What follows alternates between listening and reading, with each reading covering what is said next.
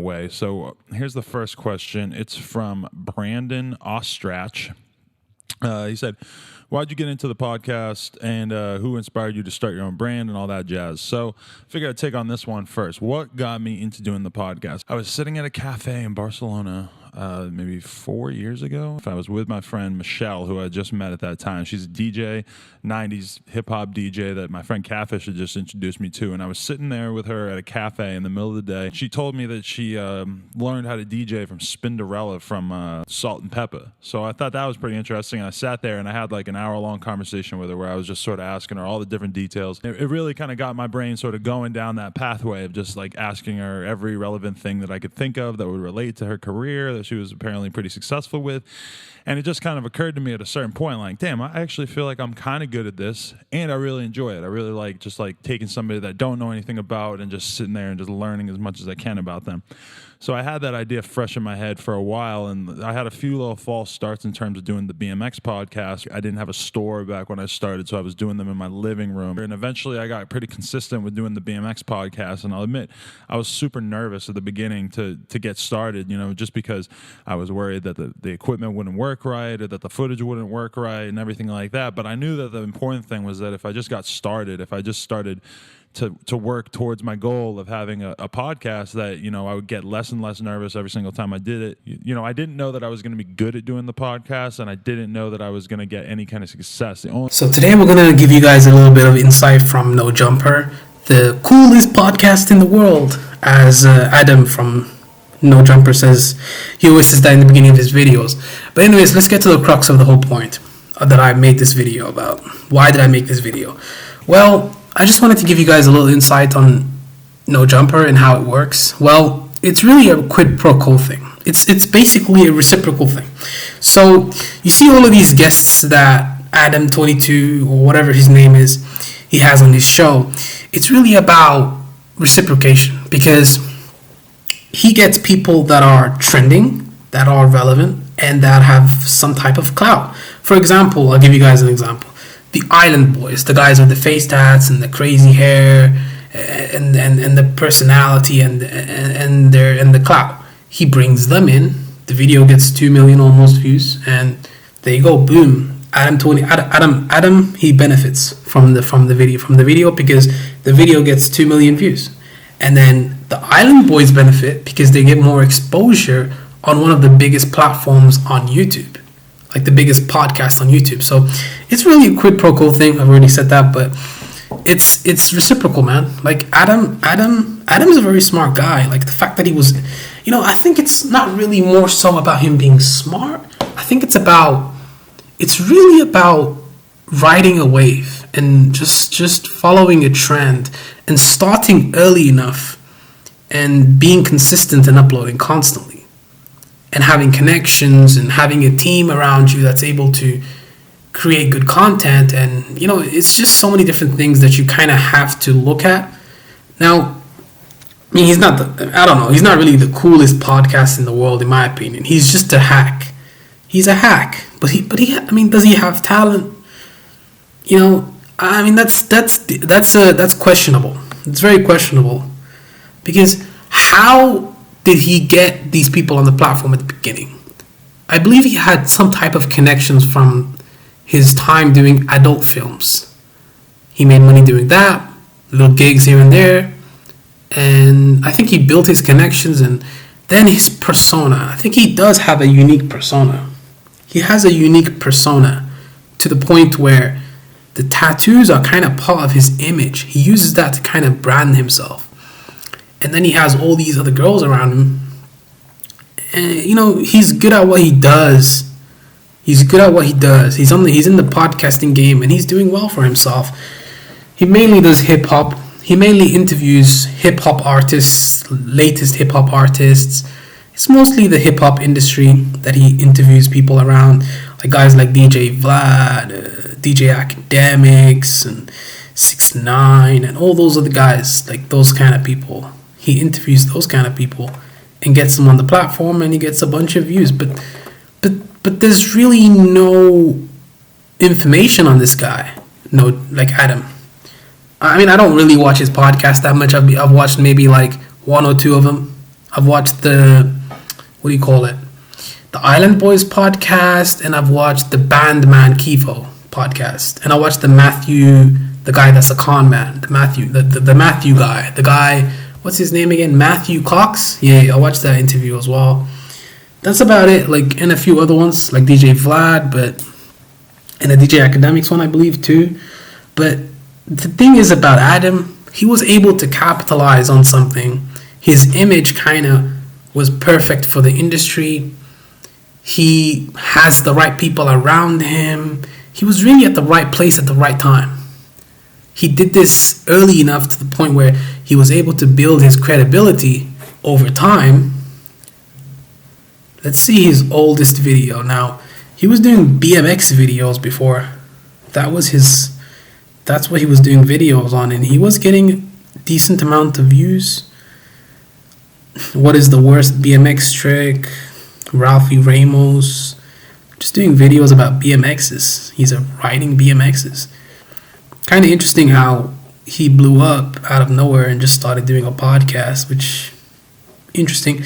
But this guy's been uploading videos on YouTube for more than 8 years. So you see, that's the thing with all of these people that are successful, like Joe Rogan, this guy No Jumper. Obviously there's some exceptions to this rule, but most of these guys, they started early, man. Like, they started early. Like, they started years and years ago. They've been making videos since the platform was relatively new and there was really no money there. So it's really about hopping on something like a trend or something early, even when no one else believes in it, and consistently doing it for a long time. His first interview on the Nope Jumper podcast was with Ryan Dennehy, which, you know, I don't know anything about that guy. I didn't watch the video, but interesting how he was able to capitalize on this. And I'm kind of interested to see how he was able to book all of these people. He probably paid them to come on the platform, and he gave them a few promises here and there, which, yeah, I mean, he made some money from his adult industry, like his time in the adult scene, because Adam is a very well-known adult film star, so he probably made a bunch of money from there, and then he used that to invest into the podcast. He bought some mics, he rented a place in Los Angeles. I don't know where he does his podcasting gig, probably somewhere in LA or something like that. He bought a little place, he started recording there, and he's been doing it ever since, I believe. Maybe I'm wrong, maybe I'm right, but that's my little synopsis on Adam from No Jumper, adam22 or whatever his name is. He is smarter than you think, that's for sure. I think he wants people to underestimate him. I think he wants people to think that he's dumber than he looks, because when you look at a guy, just, okay, let's assume that you knew nothing about Adam. You knew nothing about Adam and you just saw him. You didn't know he had a podcast. You just saw him walking down the street, going to the store, buying some groceries or something. You would think that this guy didn't make the right decisions because he has a face tats, he doesn't have face tats, but he has neck tats and tats all over. So you'd be thinking, oh, this guy doesn't really. So he's kind of getting underestimated from people just based on the look, because the power of perception is it's something very powerful. It's a very powerful thing, the power of perception. When people underestimate you based on how you look, you can basically take advantage of that. You see, playing dumber than the mark meaning your audience, or it could be anything. Like, playing dumber than the person that you're trying to trick means that they're never going to think that you tricked them, because they're going to think that, oh, how can this guy trick me? He's less intelligent than me. I'm way more intelligent than him. So he could never trick me. He could never scam me. But in reality, that person's actually smarter than you actually think, which he may be close to you in intelligence, or maybe even dumber than you. But the fact that you underestimated him so much, you never thought that he was capable of doing this, which means he kind of threw you off. And I mean, if you actually saw him for what he was and you accurately assessed his intelligence, he probably would never be able to scam you, because you knew what he was exactly capable of.